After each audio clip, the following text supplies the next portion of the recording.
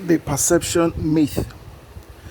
Sometimes who we see ourselves to be may not actually be who we truly are.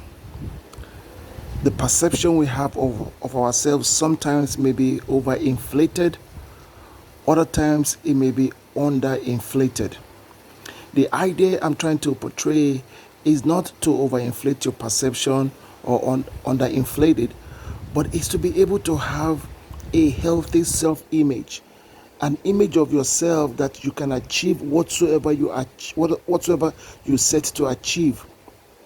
A construct in your mind, in your heart, in your being that keeps telling you that that which you have is good enough. You are good enough, regardless of what anybody says.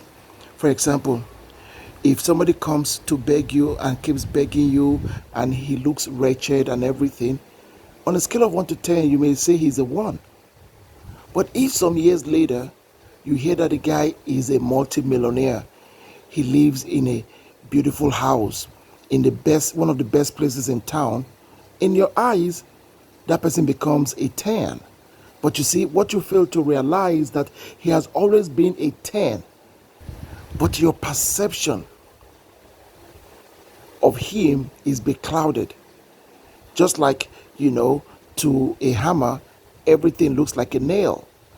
So who you are is not what other people say you are. Now, there is a caveat here because sometimes you might think you're what you're not. That's not what I'm talking about. What I'm talking about is to develop a perception of self that you would tell yourself and you know within yourself that failure and success are both in your hands. You have the capacity and the capability both to excel and to break your own record. Stop comparing yourself with other people. You are good enough. You are created perfectly, regardless of what you were told as a kid or regardless of what you tell yourself.